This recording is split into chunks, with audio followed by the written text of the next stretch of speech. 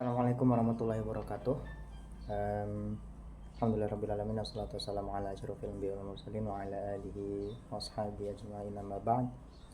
Yang pertama yang saya hormati Bapak Rektor Universitas Hasyim Asy'ari, yang saya hormati pula Bapak Kaprodi Universitas Hasyim Asy'ari, dan yang saya hormati pula Bapak Dekan Universitas Hasyim Asy'ari, serta yang saya hormati pula dosen pembimbing kelas PAIE, serta yang saya hormati Bapak Dr. Hanifuddin selaku pengampu mata kuliah Filsafat Pendidikan Islam. Hakikat manusia dalam pendidikan. Jadi yang pertama di sini hakikat manusia dalam pendidikan itu mencakup esensi terdalam manusia sebagai makhluk ciptaan Tuhan yang memiliki akal, perasaan, dan jiwa.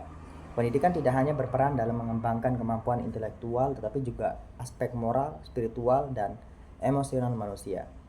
Hakikat manusia yang dapat berpikir dan belajar itu membuat pendidikan menjadi kebutuhan utama untuk mengembangkan potensi manusia seutuhnya, seperti itu.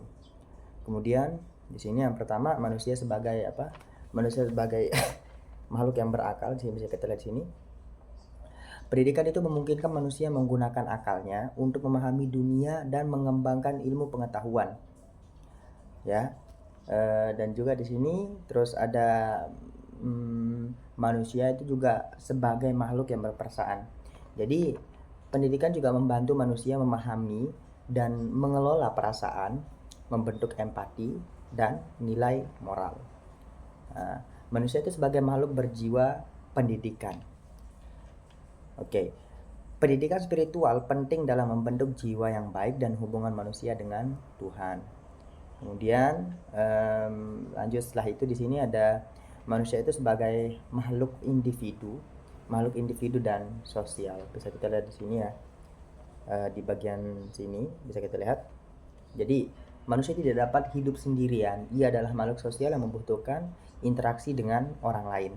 Namun manusia juga individu yang memiliki hak, keinginan, dan potensi unik, baik berperan penting dalam mengembangkan keduanya. Ya, jadi itu pendidikan sangat-sangat berperan dalam mengembangkan kedua aspek tadi. Kemudian manusia sebagai makhluk individu ya. Manusia sebagai makhluk individu itu maksudnya adalah pendidikan memfasilitasi individu untuk mengembangkan potensi dan kemampuannya dengan pendidikan. Dengan pendidikan, manusia mampu mengasah keterampilan, mencapai tujuan hidup, serta memahami identitas dan perannya dalam masyarakat, seperti itu. Pendidikan itu juga berperan dalam membentuk karakter, moral, dan nilai-nilai pribadi yang penting dalam menjalani kehidupan, seperti itu. Dan manusia juga sebagai makhluk sosial itu tidak hanya berfokus pada diri sendiri, tetapi juga berinteraksi dan hidup dalam komunitas sosial tentunya. Pendidikan memiliki peran penting dalam membangun hubungan untuk mengajarkan manusia agar bekerja sama dan berkontribusi kepada masyarakat, seperti itu.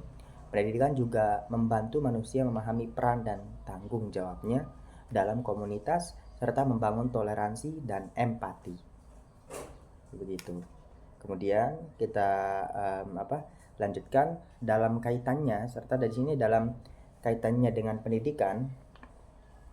Dalam kaitannya dengan pendidikan itu pengembangan diri sebagai individu dan keterlibatan sosial itu harus berjalan beriringan. Pendidikan idealnya itu membentuk individu yang memiliki pemahaman yang baik tentang dirinya dan memiliki kemampuan untuk berkontribusi pada lingkungannya. Seperti itu. Kemudian manusia tradisional. Sini ya, manusia tradisional. Sini ada di bagian sini bisa kita lihat. Jadi perubahan zaman itu membawa perubahan pada cara manusia untuk memandang dan mempraktikkan pendidikan. Manusia tradisional dan manusia modern itu memiliki perbedaan yang cukup signifikan dalam hal ini ya. Jadi yang pertama ini manusia tradisional.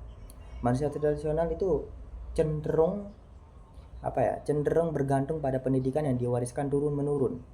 melalui pengalaman langsung dan interaksi dengan lingkungan alam.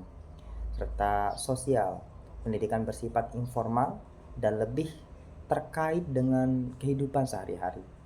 Jadi seperti itu.